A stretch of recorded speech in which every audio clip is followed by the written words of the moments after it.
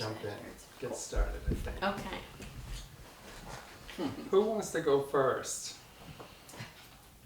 I'm happy to go. I'm Becca. I'm one of your Windsor County State Senators, along with Joe and Allison, and I'm from the village of Wilder, which is in the town of Hartford, but I now live in the village of White River Junction, which is also in the town of Hartford, so didn't travel too far. I serve on the Transportation Committee in the morning. We get 2 committees in the Senate, and then I serve on the Government Operations Committee in the afternoon. I'm best able to answer your questions about transportation, local policy, and how the state is deciding local policy. And I also serve as the whip for the Senate, so for the majority party, which is the Democratic Party right now. So that means it's my job to count the votes and see where we're at. So, yay, good morning. Are we just doing introductions? Yeah. Hi, I'm Kirk. I am your state representative, representing Bethel, Rochester, Stockbridge, and Hancock. And I grew up here in Bethel.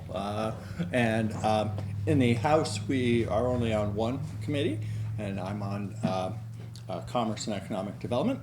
And so, similarly, I mean, if you want to know a lot about that stuff, I know that stuff, but I'm guessing that's not what most of you are here for, which is why I always bring copious notes. Yeah. My name is Joe Major. I am the junior senator in Windsor County to Becca and Allison Clarkson. I serve on the agriculture, actually the vice chair of the agriculture committee, as well as the institution committee. Obviously, agriculture deals with farming, and the institution committee deals with all of the state-run buildings as well as corrections, and now we've have a new charge, which is IT. So those particular subject matter is what I'm most focused on, but I have a feeling, just a shot in the dark, that we will be talking a great deal about another subject matter. Maybe education. I'm just spitballing, but maybe education is something that will take the priority today.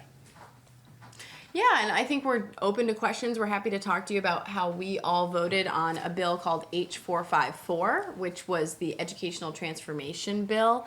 I just wanted to put one plug in, which is the last time I was here for a morning meeting, and you were all here. I noted that a good friend of mine was going for a citizenship interview, and we had some nervousness about that citizenship interview. That citizenship interview turned out to be a trap, where he was detained and held for 2 weeks. And that ultimately turned out to, so if you were wondering what happened with that, and you were here last time, yes, he has been released since then. But if you have questions about immigration or how ICE is interplaying with state work that we do, I'm also happy to talk about subjects like that. But I believe we all voted no on H454 a few different times. There was a conference committee report that both chambers had developed, and I think we voted in favor ultimately of the Senate version that came out. I think you still voted no for the House version. I voted no for everything. Okay, you voted straight no the whole thing. I know the 3 senators voted no on the ultimate product. So we might not be your best champions for the bill, but I think we can tell you a bit about what's in it, why we had concerns, and what we're going to do to try to make sure that those concerns don't ultimately impact the education quality in our area.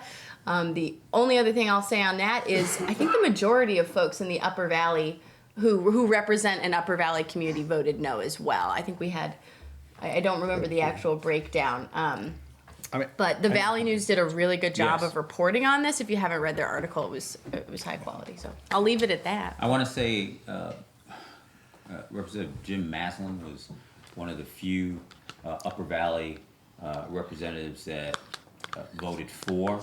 I would have to, he had his own reasons why, and I think everyone did. I mean, even for the House version of the Education Committee, was voting, my voting for it was to move the process along.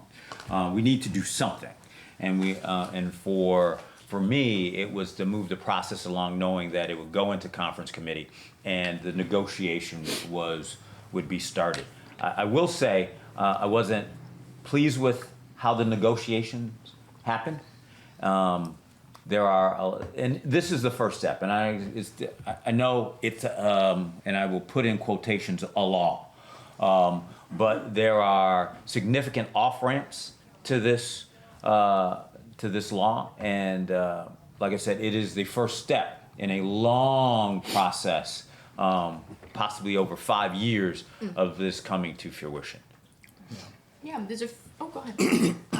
First of all, I'm Nancy Pagery, and I apologize for all the emails I sent you over the past month.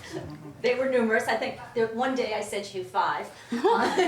So can I just say something real quick to that? Do not apologize for that. Okay. Do not ever apologize for that. I will say, this particular situation and law probably, and without a doubt, we had more emails concerning this than in the entire session. Yeah. And so don't apologize. We legitimately work for you. And sometimes we need that to know how you are feeling about a certain subject. So please do not apologize. Well, And if we don't necessarily get back to you in I didn't expect you to. in a timely manner, that's probably more because the volume that we get. Yeah. I know all of us, all 4 of us, really try diligently to get back to our constituents, but this particular situation, it was wild. Yeah. So I will And I just apologize figured for I that. was giving you guys ammunition that you can say, we're hearing from our constituents. Yeah. So I was not And- just and- very yes, useful. yes. Nancy is very Yeah. useful. But in any case, my real question to you today, because I'm not too worried about the version that passed, because you said there's a lot of off ramps on that one. It's Yes. nowhere near as bad as what the governor was proposing. Right. But my real question to you is, are we going to have a viable candidate for governor the next go around? Right. Is there anybody in the pipeline? Maybe you'd like to step up. Yeah. Nancy, maybe you would like to step up. Yeah, thank you, Allison, thank you. It's not Becca? I'll hold No. the campaign sign. We've got, well, I'll just say we do. If you're thinking from the Democrat side, Certainly wasn't thinking. yeah, of the Republicans. my spidey senses are that I don't believe that Phil Scott will run again. Obviously, that's my spidey senses. That's not based in any, he's said anything or done anything necessarily that would confirm that. So I think we will likely have an open race for governor. I'm not sure who the Republican candidates will be, but if you're just asking my layman's opinion, I would say the lieutenant governor, who's a Republican, would be an obvious person to step up and run for that role. We have some fantastic state level candidates right now. We have Charity Clark, who serves as our state's attorney, as our attorney general. You've got Sarah Copeland-Hanzas, who's our Secretary of State, and then you have Mike Pichek, who is our treasurer. And So I'd Mike's say, been running for governor actually for like the last 2 years. yeah. So So I I'd think say Mike those Pichek are- is probably who will, and he's really, don't you think? Yeah, I completely He's been running pretty hard. Yeah. Well, good, because I just find it appalling that the Democrats are the ones who elected Phil Scott, at least the last time, and maybe the last 2 times. It's been every time, I think, yeah. Well, I think you're right. I think ever since the firearms safety bill was Yeah. passed in 2018, Yeah, the COVID Democrats control. Yeah. have elected Phil Scott. Allison, we introduced ourselves and said the committees we're on. I'm Allison Clarkson. It's lovely to see all of you here. Clearly, you're all morning people. I know Joe is. Becca and I, well, Becca's not, more of a no. morning person than I am. I'm Allison Clarkson. I serve as the chair of Senate Economic Development, Housing and General Affairs, and I serve with Becca in the afternoon on government operations. And this was a very challenging session. Hi, Dave. I missed you at the school board meeting I know, Which just one? the supervisor, where I saw Nancy. The most recent one. Yes. I work- yeah. I thought, well, I'm gonna have a lot of people I know, but there I missed you. I brought some paper.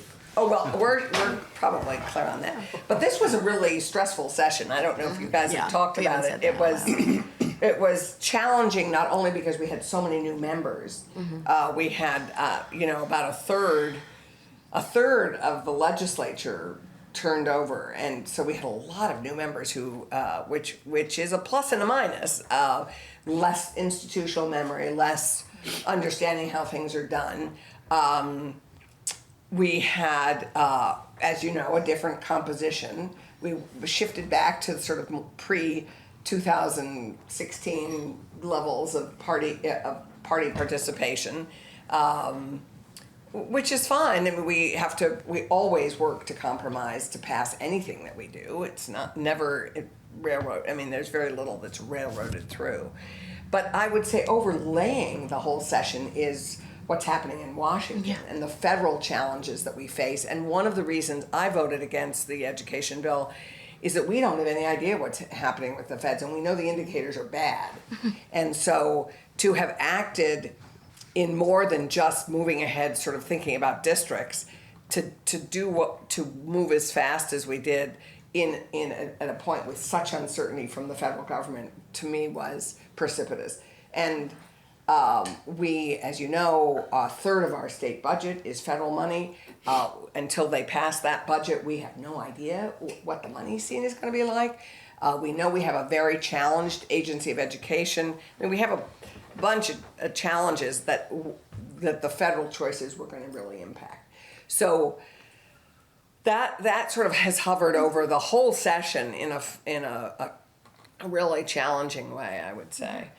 To piggyback on what Senator Clarkson said, let's just take one thing. Let's just take Medicare and Medicaid, which may be rolled back.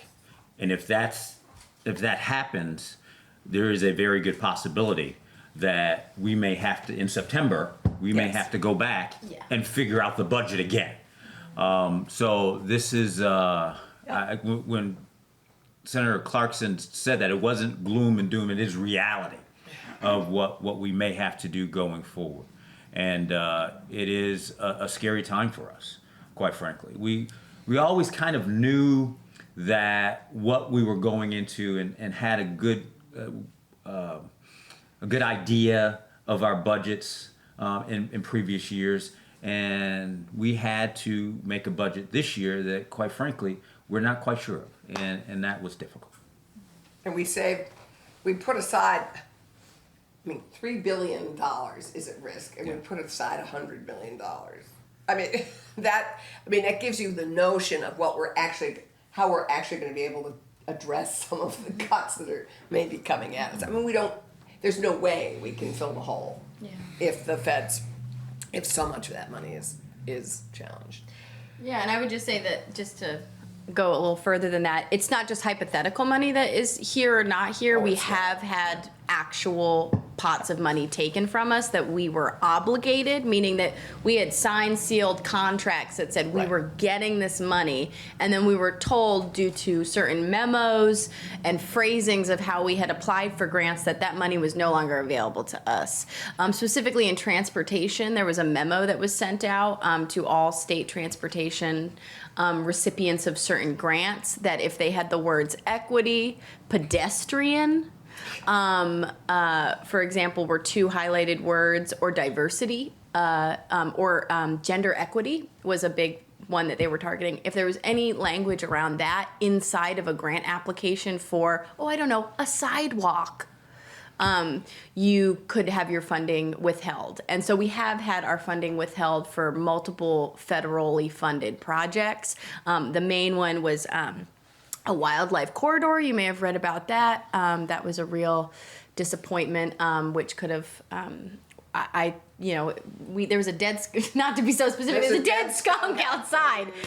Like wildlife crossings, you might think they're like a bit of a tree hugger thing, sure, but they're also for safety. That's what we've learned with wildlife crossings, is they keep drivers safe as well. So lots of disappointing cuts. Another one was a major pedestrian bridge in Winooski, which they were hoping would limit pedestrian and vehicle incidents, and there's money that we were supposed to get for electric vehicle charging that we've actually had one of the chargers built, and the contractor who did that work is not getting paid.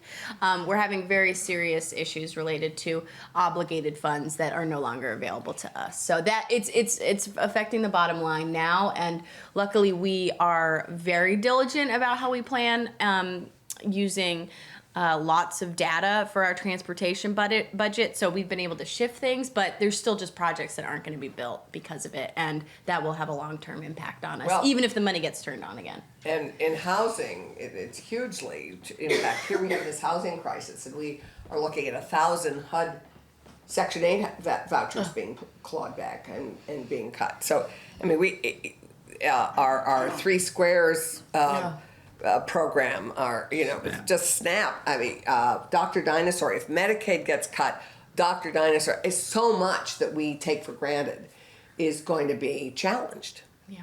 So that is sort of the unknown that but there are lots of good things that we did. We passed a proposal to to put into the Constitution the right to organize, and that is going to the voters next November, which is Proposal 3. And we passed a wicked housing bill together. Yeah. Our chip bill. The chip bill. In our part of our housing bill, we did all sorts of good things, and so we created an opportunity for smaller communities to build infrastructure, to support small housing developments to large housing developments, depending on the infrastructure they want to. We signed S69, the kids code, Oh, the yeah. age-appropriate design legislation, which had gotten vetoed last session, and was not overridden. And so this time we got it through. We made a number of changes. It's a Senate bill, but make no mistake, if it has to do with data privacy, anything like that, it comes from Representative Monique Priestley from Bradford. She at this point. She's our data queen. Yes. She's of national renown in the legislative world around this stuff. She's sort of coordinating at national level a lot of this stuff, and so the data. Appropriate design, is to prevent. I think I talked about this last time a little bit about computer programs that are designed to keep kids locked in. They every once in a while there'll be a notification saying one of your friends is online having fun, and it can happen at 3:00 in the morning, and these kids start to get addicted to this. I've got to get in online, and then it recommends, hey, there's a kid living near you who wants to be your friend. Now, if there studies were done around that particular algorithm was targeting preteen and teen girls, and it was linking them up with 20-something young men who were pretending to be 15-year-old boys, there's a really a very informative documentary series. Can't Look Away. Yes, Can't Look Away. If you have an opportunity to see it, it's really, particularly for those of you on the school board, it was very important to see. It was on Netflix for a while. It was briefly, yeah. Because it's being shown around in a lot of communities. So if you have a chance to see, don't look away. Go look at it. So a lot of really destructive design, the algorithms, and the industry's big argument was always, well, First Amendment, right? We can put whatever, we can say whatever we want. We can design the games to say these things and do these things, and that's how they've fought back against that for a long time. So this version of the bill was very clear that the game designers can say whatever they want for content in the games, but there are certain things like if you're a certain age, all of the defaults when the kid first signs on to the game are the most protective. It stops the never-ending scroll that you get on Facebook, God. right? Which just gets you tied in, because what's going to be on the next screen? So it changed the design of the program, not the content of the program, and also had some effects on what they did with again, how they utilized the data. So the idea is to not interfere with First Amendment rights, because that's what they could. But the idea is to break addictive habits. Yeah, and so. And because it's very addictive. They design it to be addictive. And they're good at it. And the And the other On the good t- thing on this is that we passed Oh, the cell phone ban. cell phone ban in Yeah. schools, and schools can design how they Yeah. want to implement it. Yeah. But this is also reducing distractions. Teachers in the room, we hope, appreciate this. There were very strong arguments against it because people want to be able to use cell phones in learning capacities in classrooms. But on the whole, gosh, a lot of us got educated pretty well before Yeah. we even had thought about cell phones. Yeah. I'd say- Dave, I saw that you had a question. You were waving your hand back there, and I That chip program, yes. we actually talked about that a little bit at our last select board meeting. About, Oh, good. there's some TIFs involved. It's a tax increment financing And program. And If a certain, I can't remember exactly what, if certain parts don't work. well, the builder- rules have yet to be designed, so I would give it a couple months, because all the rules for it will be designed by the Vermont Economic Progress Council. So they're launching that right now. So to make sure I understand this correctly, this is the ability for a developer to, Partner with a town. and there's some money available from future taxes. Right. If it happens.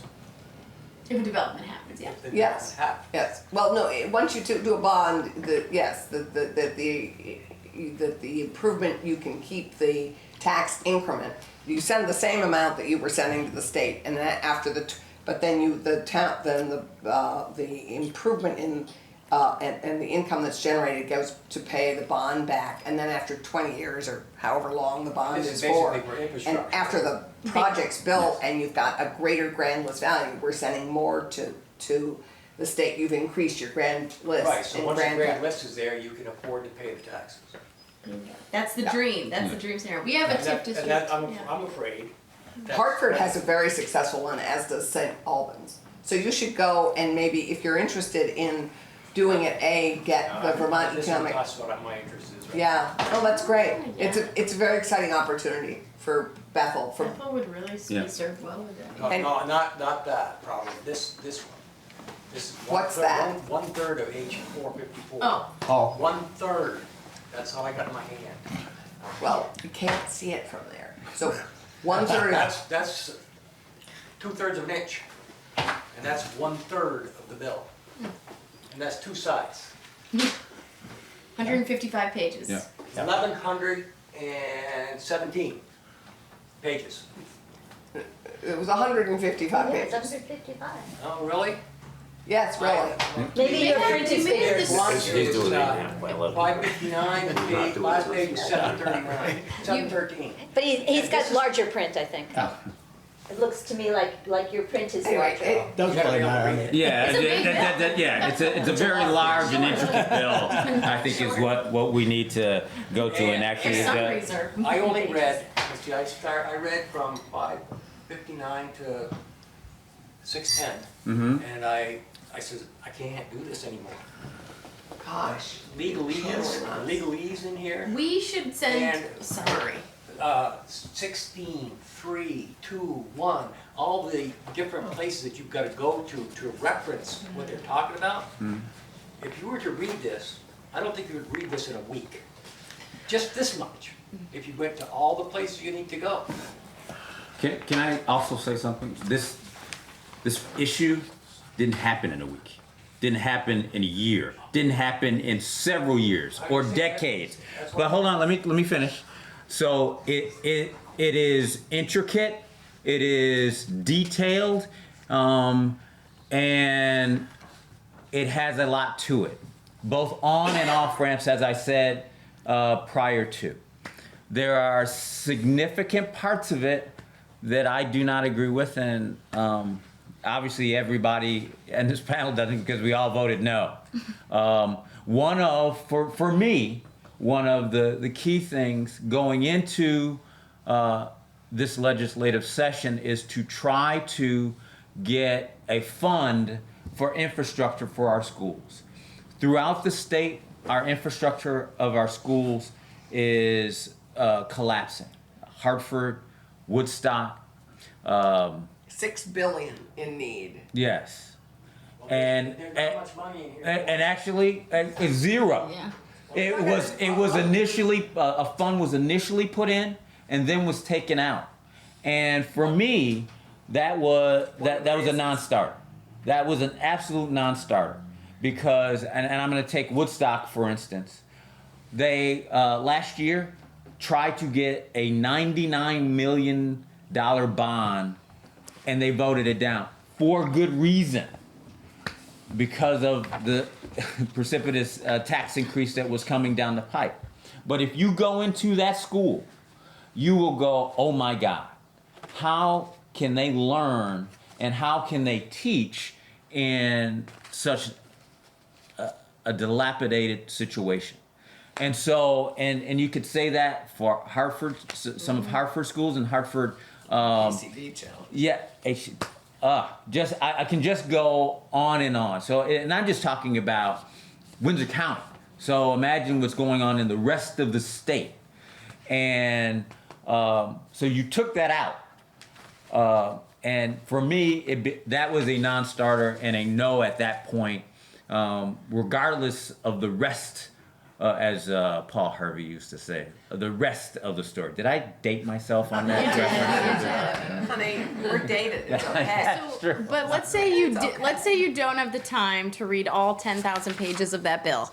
The main key takeaways you should know, and obviously we're playing a little bit of devil's advocate here because we did not vote for it. The 3 things that you should know about the bill so you're informed is first that it moves us towards a foundation formula.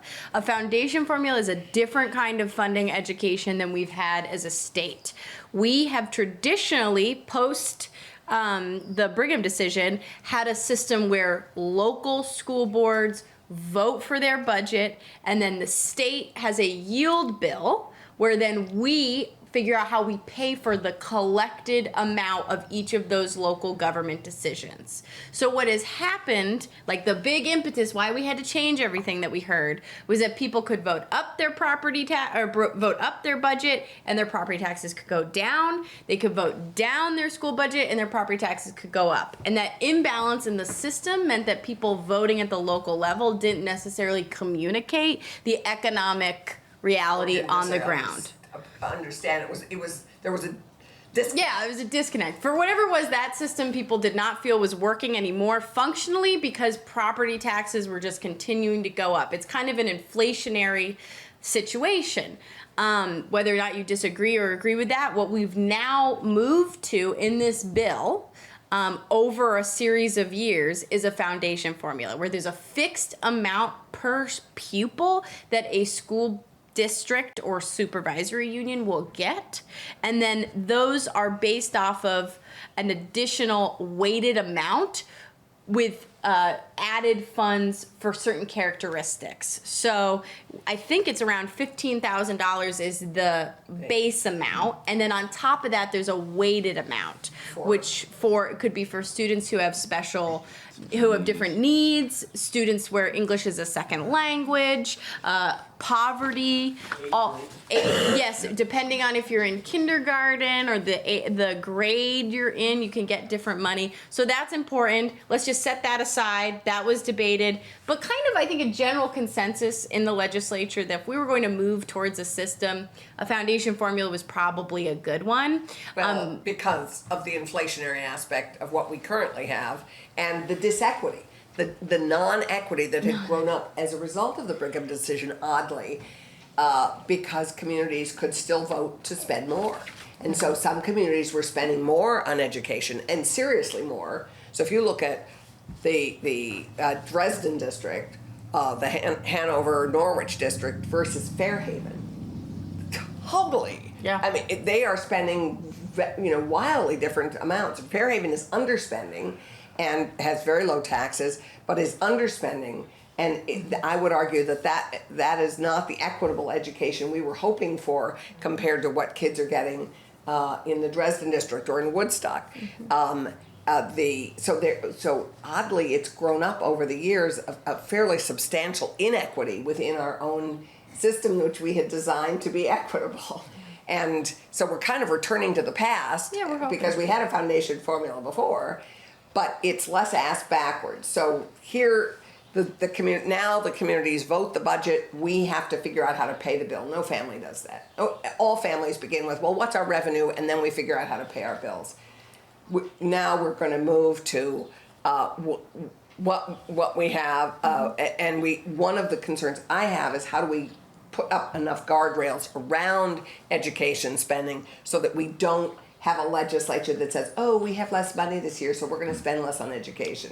And that is a real concern. And how we maintain those guardrails around the foundation formula makes sense. I mean, that we have to have, because I don't disagree that we needed to shift gears because what was happening was just inherently inflationary. The other two things I just note, your top level things, that first one, the foundation formula. The second thing that I think at least made me feel comfortable with the original conference report on the Senate side was how we were resolving issues around independent schools. So my value when I have this conversation is that I do not think private or independent schools should get public dollars. Taxpayer dollars should not go to private institutions. I feel that way. It's very black and white to me. However, we don't live in a black and white state. We live in a gray state where there are certain independent schools. Ever more gray. Ever more. The blue hair. No, not blue hair. Gray. We're talking gray and white. Yes.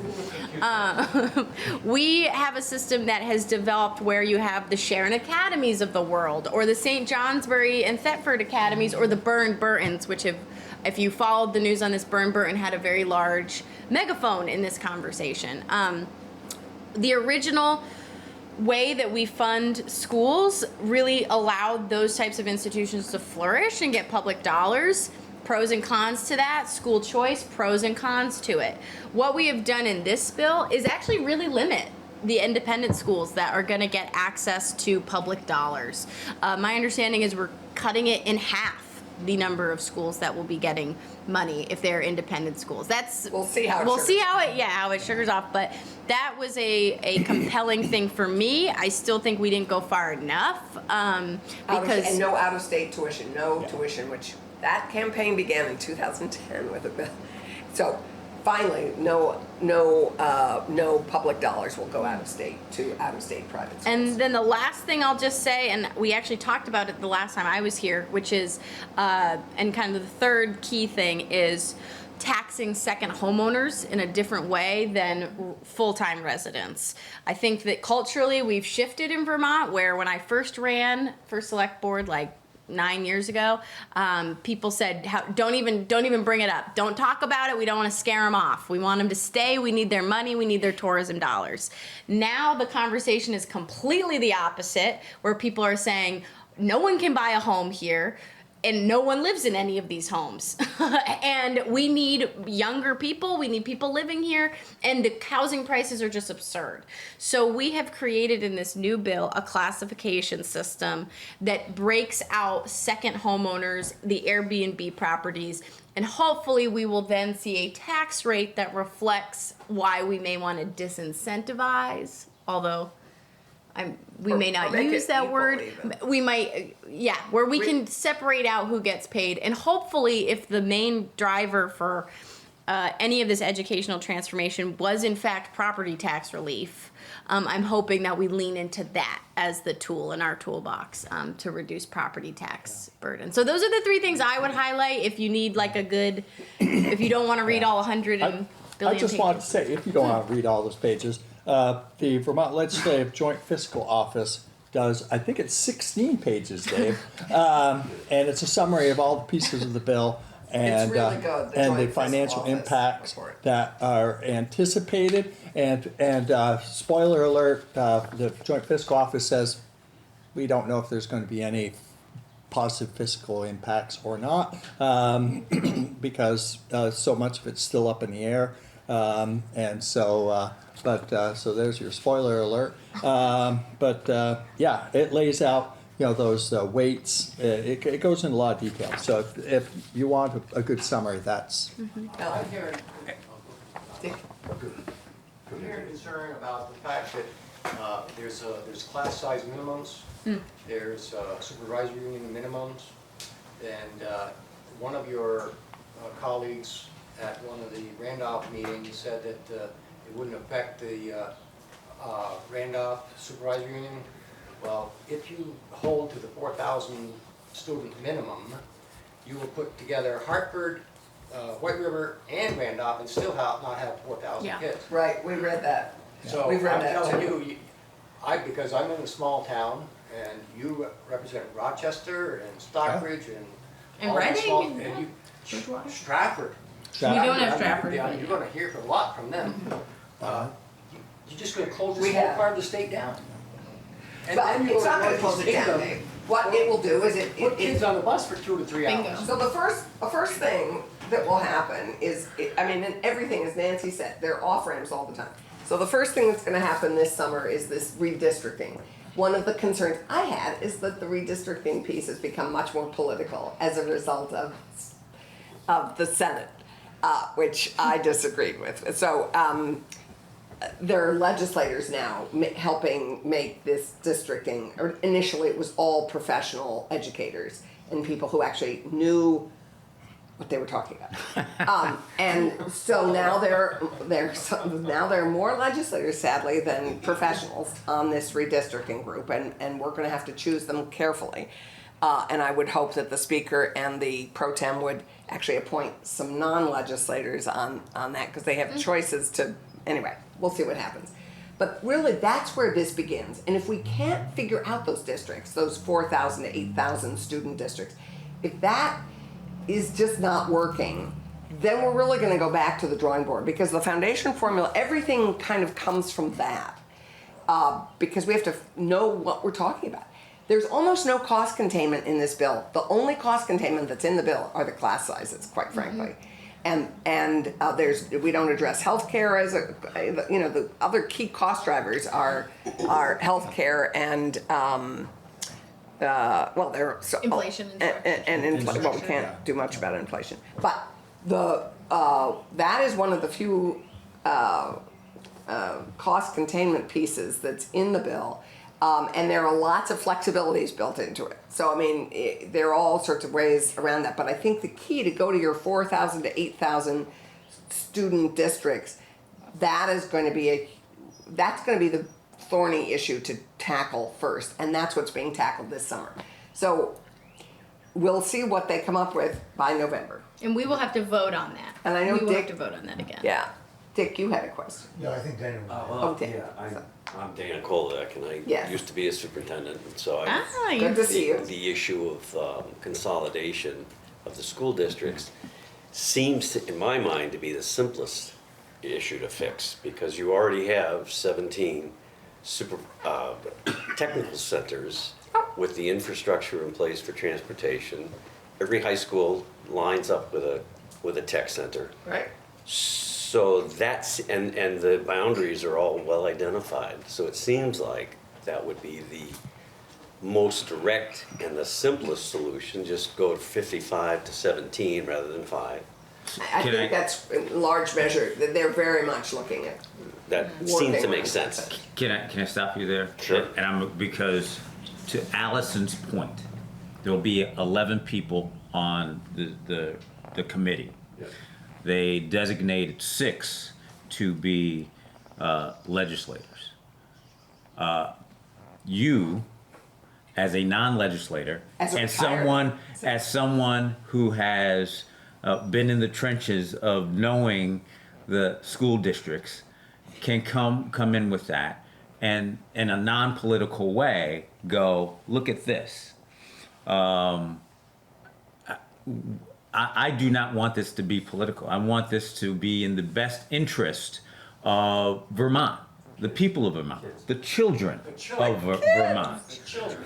And you made a point earlier that was so on point, and it was the transportation part of it. The first issue districts that we saw was the governor's, which was 5 districts, which was just untenable.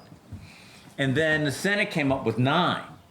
Once again, untenable. Not Very self-conscious. elementary school kids driving 45 minutes, an hour to school and back in February. Not good, you know? So it I just... was bused an hour each way. I'm sorry. Well, busing is a, and people here seem to be a little fussed about it. An hour. I know, but I will say this, Allison, the one thing that we do know, if you're an elementary school child, the closer you are to home, to your home, the better you do learn, and the more growth you have learning. And so if we can have districts where at least the elementary school and possibly the middle schools as well be as close to home as they possibly can, I think that's a good thing for our children, because I think the 2 things that we have to look at is what's best for our children and why are we doing this to begin with. Exactly. It's cost certainty. It's making sure that our property taxes don't go up exponentially. So we have to thread that needle right now. I don't think this bill does that right now, but we have a lot to work with going forward. There is no interest in closing elementary schools. I mean, very little. Yeah, I want to return to the question of the Brigham decision. Okay, but first of all, just Dave, the legalese. Legalese is the secular version of book, chapter, and verse. Okay, that when you claim to be quoting the Bible, you ought to be able to direct someone to. Same thing with the law, is that bills rewrite the law, and it's important, and it is hard to deal with. I know bills because all the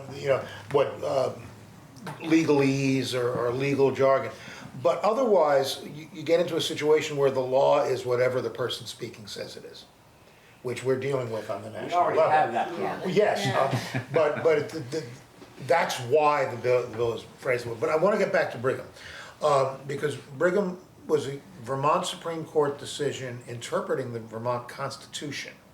And even though it was 20 years ago, and Act 60 came out of it, and Act 60, I think in many ways, is showing its age. I mean, times change around the law, and so you have an old law with new circumstances and so on. So, as someone who was intimately involved in the creation of Act 60, and I have a proprietary interest, but I'm willing to say, you know, it's decades away, it's not a sacred cow. Yeah. But the Brigham decision is. The Brigham decision is the Supreme Court reading the Constitution, and to put it in a nutshell, the main thing was that there are disparities in real estate wealth, town to town. Well, that's the world, okay? But that those disparities should not affect the equal opportunity of every student to an education. That the disparity is that some towns have greater grand list value relative to the school population than others. And that disparity is going to be there. You can't make it go away, but it should not, the ability of the town to tax itself should not be a determining factor. If it is a determining factor, then the kids in Stowe are simply having greater educational opportunities than the kids in Barry. And it didn't seem, I have followed this, but I've followed it in the newspapers and online, and locally, I use paper. And I don't fully get how this bill complies with Brigham. Now, you alluded to it. Can you just focus in on that? To what, because the idea, Mark McDonald used to say, the deal is X spending per pupil equals X tax in the rich town or the poor town. Right. Some people call it a Robin Hood scheme, but we generally try to have a just taxing system. Also, I would just add, the bills are hard to read because of the statutory references. Yeah. A Supreme Court decision is surprisingly easy. Yes. Okay, because they're painting a big picture. Right. I realize after a while, I would say, well, Brigham says, and you've read, yeah, I've read Brigham, and they think, boy, what a smart guy. But actually, It's not that hard to read. Anyone can read a Supreme Court decision. It's easier to read than art, because what they're writing is statute. They're writing Yeah. the legal document that becomes law. So, so that has to, they're challenging. But to go, I think the Brigham is met. How? Just Equitable funding per student. So the funding, it takes it away from sort of the grand list equity piece and focuses on the equity of the money that's going to the student. In my humble- Yeah. I think that's the foundation. For I think the depending on who you discussion. ask, if it is Brigham compliant or Brigham not, will be dependent. I don't think there's a clear that had been bandied about throughout the debate on either side. We had folks saying, if you vote for this bill, you're going to be violating the terms of Brigham. If you vote against this bill, you're going to be violating the terms of Brigham. So I think we're just going to have to wait and see if a court case does emerge. And we heard, at least on the Senate side, before, one of the drivers for me on why we actually kind of threw out the Senate education version of this bill was because we heard from educators that as soon as if you do this, we are ready to have a court case because we will call out the following specific things that we believe go against the Brigham decision. So I don't know if that is still percolating now that we've made such extreme changes to it and kind of reverted to the House version since I've had those conversations. But I think you're right. I think we have a different Supreme Court as well, so in Vermont specifically. So I don't know what would happen, but I'm waiting and seeing. Allison makes the case. The equity piece is equity in funding rather than equity in what can be raised. I mean, it's equity per kid. Every kid will get the same amount, and they will be considered.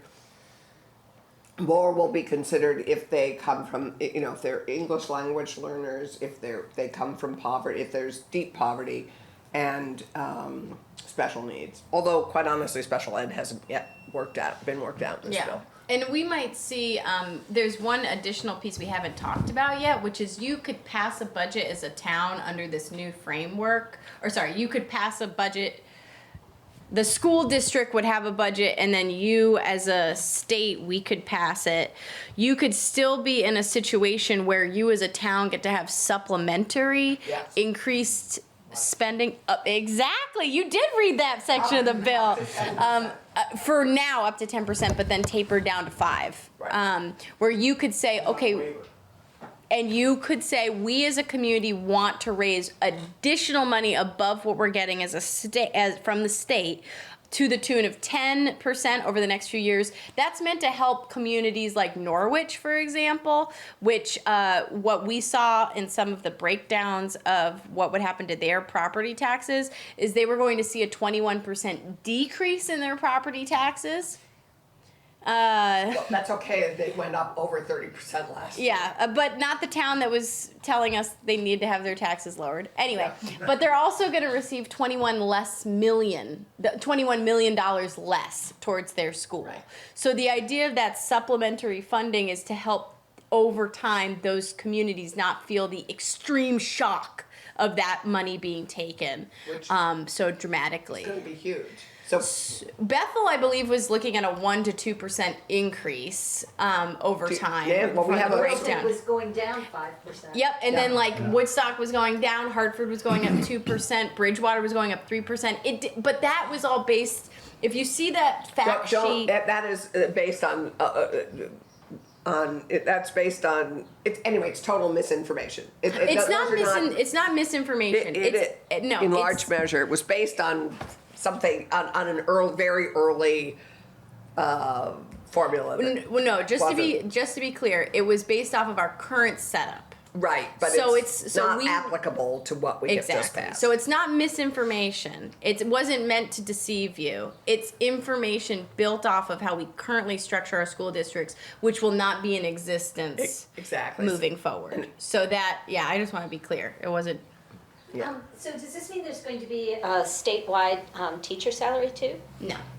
But so if each I know, student this- gets 15,000, just to give an example, when I taught at Woodstock in the middle school, there was a point in time where I would have been earning $10,000 more per year if I was teaching in the Woodstock Elementary School. Same town, but because the Woodstock Middle School was the union, and all of the other towns voted on the budget for that, whereas Woodstock Elementary, it was just Woodstock residents voting on that budget, and it literally was going to be a difference of $10,000 in salary if I did that. So I don't see how we can have a statewide foundation formula without also having a statewide salary schedule. And then I think to myself, well, that's not exactly fair either, because if you live in Chittenden County and you're teaching in Chittenden County, your expenses are probably a lot higher than if you're living in Fairhaven, for example. You gave the example of Fairhaven. So I don't understand how any of that can work unless that's taken care of. So you have a point. There are things to be worked at now, and with the consolidation that probably will happen, you're going to have to deal with the unions now. How are the unions going to interact with that? How are we going to determine who is the superintendents? Who are those things? There's a lot that needs to come to fruition with this, and so, like I said, this is the first step. And let alone how we vote for it. I mean, we have to figure out a whole voting system. Yes. Becca and I got briefed on this in GovOps, but I mean, if you create these huge districts, Dave, you have to figure out how people are going to vote in those huge districts and what kind of voting system we're going to have. That's crazy. So Becca and I because we were initially having to figure out wards and districts and when we were going to vote. Because there's a difference between a voting ward and a school district, which is just another overlay to this whole exciting new change. One point I did want to raise to your question, Nancy, we did talk about a statewide teacher's contract. That was certainly in the governor's proposal. That was not something that the unions felt was shaping up to benefit the people they represent in their union. Forever you take, I'm trying to be diplomatic in that framing.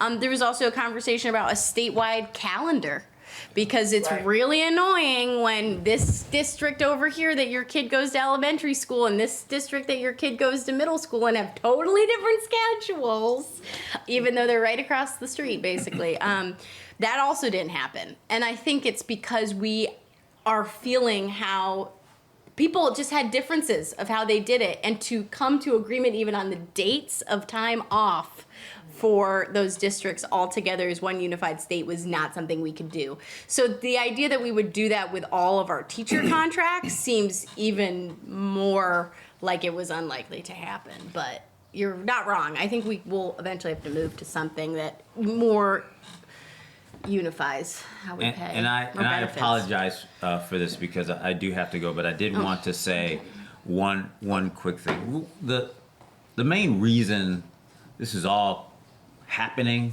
was because of the cost of property taxes. And then when we go to the joint fiscal office and they say the savings may be negligible of doing all of this, it is, I buried the lead a little bit at the beginning of why I did. That was also a reason why I said no.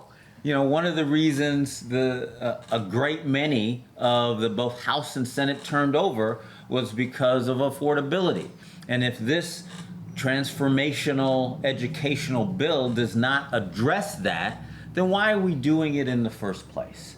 I think one of the reasons, yes, we did have to reform our education system on one end, but we have to do both of those things. And if this bill does not do that, then I think that we have failed in trying to make Vermont better. So that is the other reason why I voted no. I appreciate you coming out, and I'm sorry that I have to leave early, but I'm leaving you in very, very capable hands. Bye, Joe. Have fun at I'll UVac. see you at West. Well, Okay. Yeah, we have another we meeting have to later figure tonight. out. Yeah, we got to figure out our carpool. Yeah. Just text me. We'll text you. Yeah, just text me, and I will do, as I normally do as the junior senator in this triumvirate. I will do whatever they tell me to do. Yeah, get in the car. Yeah. All right, guys. Thank you. Thank you for coming. Well, There was a I bunch think of the other questions. elephant in the room that we have to figure out is I mean, I know there were objections to the term right sizing, but we all know that our demographic has changed radically. When I first entered the legislature, we had 120,000 students, and in our school system, we now have 78. So we do, if we want to continue to deliver the same high quality education, there's a critical mass that you have to provide the languages, the sciences, the arts, the sports. I mean, you have to have a critical mass to do that thoughtfully. So regionalization for middle and high school, I think, is inevitable if you want to continue to provide the education quality that you want to provide for the student, for fewer students. So I think that is something we obviously have to tackle, and that is one of the challenges going One forward. piece is that I just wanted to tag in with, it was mentioned career technical education, right? And that piece has not been addressed at all yet in this bill. Right, and we've been asking for that for how many years? And my committee did, probably the first half of our session was mostly doing research on that. Dana mentioned, Dana's left, but at the 17 CTE districts, but that sounds really simple and makes sense, except for none of those districts operate the same. Or independent, and are their own there are supervisory independent units. ones. There's two integrated programs where it's actually part of the whole school. It's not even a separate CTE. Then there's the one up in Canaan, Vermont, which is just an ag tech program that no one even knew was there for a long time. At least Serve the people of the area correctly. they knew about it, but yeah. So there's all that, and then talking about the unified school calendar.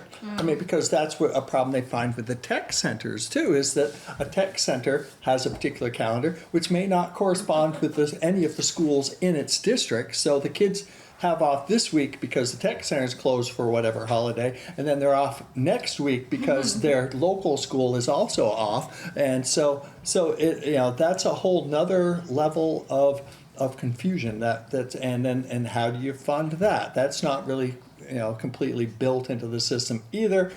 So it's just going to get murkier, I think.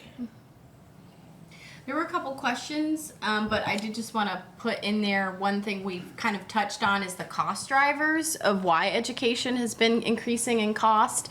And we actually, I think, in spite of ourselves and how difficult it was this year, we actually did a lot of really good work on some of those cost drivers separate from this proposal, which is our healthcare work.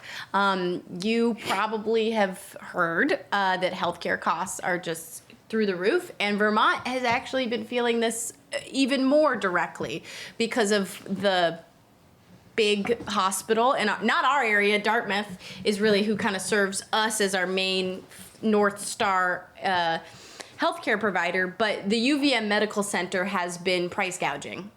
I'm just going to say that. It's been price gouging. If you go to get treatment for certain types of cancers there, you will pay 130% of the cost of those drugs on top of the cost of the drug. That is unacceptable. That means people choose not to get medical treatments, or they go into extreme financial hardship to do it. And then our our health insurers are paying that price. So then we all collectively are paying more.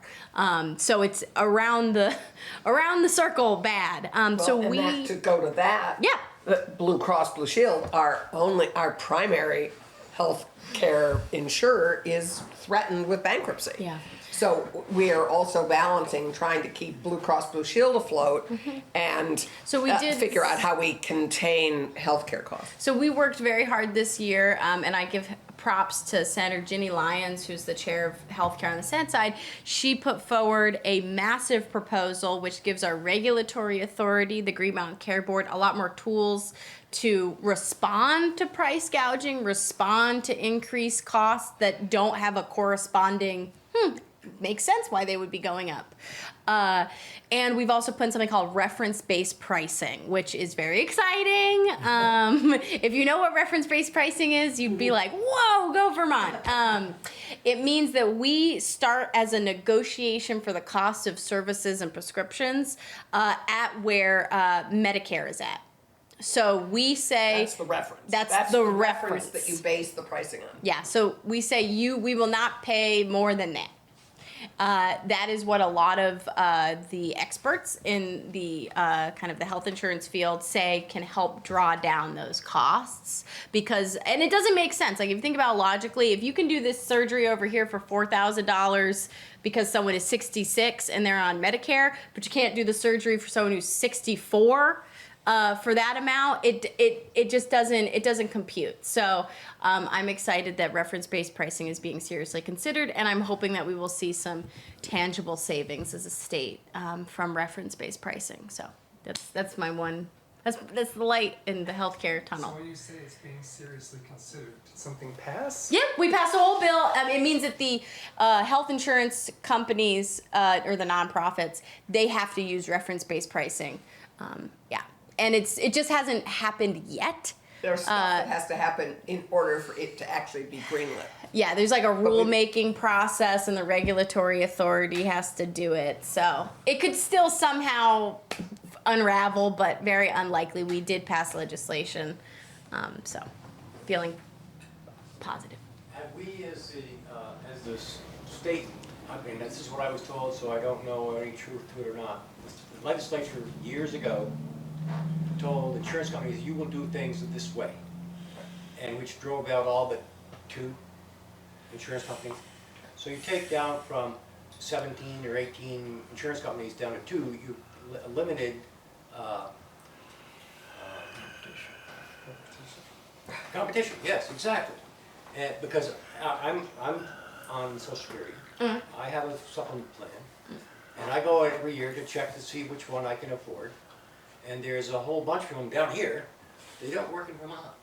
Right, exactly. The That's only ones because work in we Vermont are the guys require. up here. Well, yeah, we had a basic requirement that everybody be treated equally, and that you don't price gouge for younger people. And I can't, Dick, what's the name of this? Cherry picking is what it was. Well, cherry picking, right. But we have a name for what people had to agree to, and basically the insurance companies that agreed to basically insure everybody in a more equitable. Community rating. Thank you, community rating. I just totally didn't have it at 8:30 in the morning.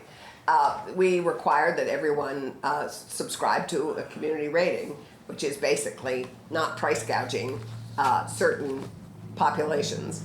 And if you agreed to the community rating philosophy, you could sell insurance here. And if you didn't, you were not welcome. And that was really the screen through which we allowed insurance companies to operate in Vermont. Well, I didn't know that, so I just. That is why we have these breakfast meetings. Well, that's the first time that has come up. Yeah. No, that's why, and the challenges, there are pluses and minuses to that, and the challenges, we have MVP and Blue Cross Blue Shield, and Blue Cross, part of the problem that we've just talked about is Blue Cross has been, things have gotten so expensive, they're spending more than their revenue is, than they're taking in, and that has become untenable, and they have been reasonably well managed. It's not, it's a factor of healthcare costs going through the roof. no one's income is going up 13%, but Year after Blue year. Cross Yeah, Blue year Shield after is, year, you know, everything, they just, Green Mountain Care Board just greenlit 13% increase. I saw it. I know, it's like, really? Who, it's just brutal, it's brutal. You, there's a lot that we could say about health insurance. I wanted to note just kind of two other random bills that might be of interest to folks. Military pensions. We passed a tax exemption for military pensions. Well, so up to a certain income level, yes, what is that? $175,000. Yeah. So if you make under $175,000, your military pension is no longer taxed. So I think that's a pretty Well, good win. And Social Security. Yeah. So coverage. exactly. Yeah. It was a good one. I think. Yeah, I think we all I think we all co-sponsored. And then the other one. didn't. Just kidding. Almost all of us co-sponsored. And the other bill I just want to mention that might be relevant to this group is the elections bill. We passed an elections bill for the first time in 4 years. 3 years? We've missed a whole biennium of elections bill. We did. But the main changes would be something called one-bite candidacy has changed. So if you run in a Democratic primary or a Republican primary or the Progressive primary and you lose, you can't then run again as an independent candidate separate from those. It doesn't displace folks who are running in both primaries. If you're a Democrat and a Republican, you get the DR, which does happen, or the Democrat Progressive. You can still do all of that. I'd say Fusion, those are called. the fusion candidates. Yeah, I'm trying to think if there's we passed a transportation bill. We passed a DMV bill. We passed our trail bill. We passed a trail bill. If you Which care gives about towns legal gives trails, towns the authority to maintain your ma- trails. to delegate and or maintain their own public trails through their towns. And we did a bunch of things to protect Vermonters against federal imposition, particularly with ICE. Yep, So we we passed did. S44, so you We might did be three hearing. kind of things. Yeah, One of go them was your bill, S44, which means local law enforcement can't, is not able to enter into agreements without the governor okaying them. So they can't enter into separate agreements with ICE or any other federal law enforcement agency. And we created the Office of New Americans, which we did in our committee, which is essential to help integrate our new Americans, incredibly important for our workforce. That they represent a significant population now in this state, and are, they raise, I think, like $500 million in taxes and spend like $1 billion too. So I mean, the New Americans are a pretty strong force to reckon with, and we need to work more efficiently and effectively integrating them. And also, we created the Vermont Immigration Defense Fund. Yeah. To help Vermonters who need it. So you've read about Mosen Madawi, but there are many others. We've had other constituents who who don't have money necessarily to finance lawyers who will enable them and keep them here in Vermont as they go through their detention process and their court process.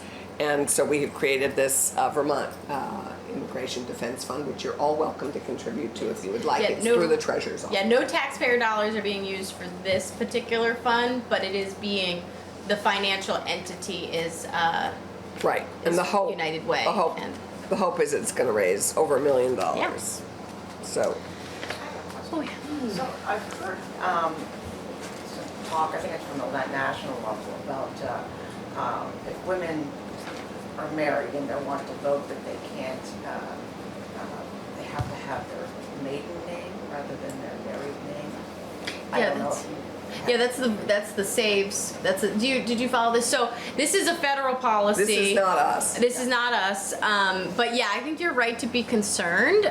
It wasn't the bill that, from what I understand, and Peter Welch actually put out a really nice kind of explainer. So I would turn to him or Becca Go to his Ballant on website, this. maybe you Yeah. can see. But if you're basically the way it's written is if your document, your original document, like your birth certificate, doesn't match the name that you have on the voter registration, you could be denied access to the vote. Which I am married. I kept my last name, so lucky me, birth certificate matches voter registration. But if I had taken my husband's last name, to your point, and I was Rebecca Kreis, my birth certificate wouldn't match what's on the voter registration. So I would potentially have to go get a copy of my social security card. I'd have to bring all this other documentation to prove. And if you've ever been married more than once, or you've got any kind of complication with your last name, you might have very differing documentation that would not even prove that you are eligible to vote. So I think that flies in the face of our Vermont elections law, and it's going to be interesting to see how, if that bill does become law, because it's in the Senate right now, on the federal level, if it does become law, how those things will bump up against I each can't other. imagine that it would become law, but it's designed to sow uncertainty and confusion and reduce voter participation. That's what it's designed to do, and sadly, Yeah. I just want to say, It's also. I'm glad you kept that name. It's the most excellent If you last get name. a passport, you have to go through that. And you know, we got It's also redundant, Yeah. because if you get a passport, you have to go through that process. Yes. That process for a passport. So if we're okay for a passport, why wouldn't we be okay to be for voter registration? Well, you're a woman. You shouldn't be allowed to vote anyway. There you go. Oh, silly me. And not There's everybody that. gets a passport. Well, that's true. That's true. I never got a passport till I was like 40 or 50 years old, Well, because that's true, I too. wasn't going out of the country. And this is a good reminder. Actually, we passed something this year that will allow you. We heard particularly from folks who had different identity related. If you're non-binary, for example, in Vermont, you can get X on your passport as your gender marker. We heard from the federal government that they were going to be changing what, similar to this documentation thing, what you could use to prove your identity to get a renewal for a license. So we changed it based on some fears that were lifted up to us by members of the LGBTQIA community, that they were worried that they would not be able to renew their driver's licenses, or they would not be able to renew certain identification, like a non-driver privilege card.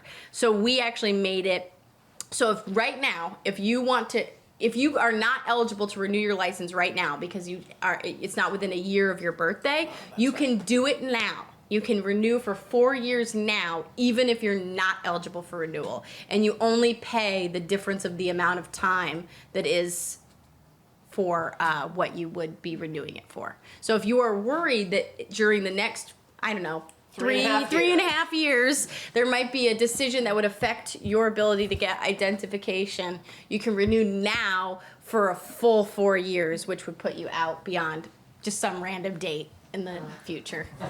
actually, we've done that with a couple other bills. There was an A&R bill that we did the same thing Yeah. too. So, And it just was a thought. And effective until January of 29. there you go. Yeah. So I sadly. Great questions. Bethel, always so engaged. No, it's. Can, if nobody else has a question, I know I've asked too many questions probably. No one liked I the wanted- Nancy Page way. I wanted to go back to Becca when you were talking about independent schools. And I had gone on the AOE website recently, I was curious, how many independent schools are there? Because Allison had made me start to think about 121. 121. And about 100 of them have less than 50 students, which means they are not probably really a school, but yet they're getting tuition money also. And so And some religious schools. and Okay. some of them are religious schools, and some of them exclude students. They don't have open enrollment. So you were mentioning that, this bill might be cutting that in half. Well, that's good. That's a good start. But is it also going to ensure that the independent schools have a level playing field with the public schools? Are they going to have open enrollment? Are they No, going there's to? nothing in this bill that, Okay. that ensures any of that. Okay, because it would be really nice if would they be had nice. open enrollment, they was some in had the House. accountability, the way public schools have accountability, that they had financial But transparency. the same standards, just Yeah, even yeah, educational yeah, standards. yeah, the Now, same that is educational one standards. challenge in There this. was some of that in the House bill, and as indicated, there was a strong advocate for the independent schools Well, in yeah, the two of Senate. the commission members who, are private who, school, Strip that stuff out. yeah. Yeah, we ended up Yeah, I think you're spot on, and it's interesting. I mean, I don't think that opinion is controversial in our area, but it is controversial in different parts of the state. But So It's I do. a real challenge actually in this supervisory. Because we have union. Sharon Academy in our. Because they have, Yeah, but I would say that I think that even the Sharon Academy, for what it's worth, does work hard to try to maintain those, and I think they could meet if we set forward things you have to jump over to get qualified to be getting tuition money. I think they could meet those standards. I well, think now that the bar is down at 25% of Vermont, of their enrollees have to be Vermont students do you on wanna public talk- tuition, that's pretty modest. Do you want to talk a little bit about that? That's what's in the bill. It's not a standard of education or open enrollment. It's you have to have a certain percentage over the last 3 years of publicly funded students. So that is actually what's cutting it. That's making it go to half. It's not that we're saying this school can or this school can't exist. It's you have to have 25% publicly funded students enrolled over the last 3 in years. the 23, consistently. 24 year Yeah. school year. So that's, to your point, that's if you have 20 kids and you got, a certain number of them over that, you could still qualify. So- Even if you're a tiny school that doesn't I meet those sadly have to standards. scoot, I have a Oh, okay. doctor's appointment, but I want to correct something I said earlier. I said no tuition money would be going out of state. No tuition money for sort of normal, everyday students from choice towns. However, money would go follow the student for a student with extreme needs. Right. So a blind That's what I mean student about would that. still be Yeah. able to be, the district could still pay for Perkins. Yeah. Or students with severe mental health or Yeah. Dyslexia. disabilities, those could also be tuition out of state, but nobody, just No everyday Colorado high ski school school. student. Right. Yeah, Yeah. no ski schools in Switzerland. Yeah. It's tough enough, we're doing the ski schools here. Yeah. Well, thank you for having us.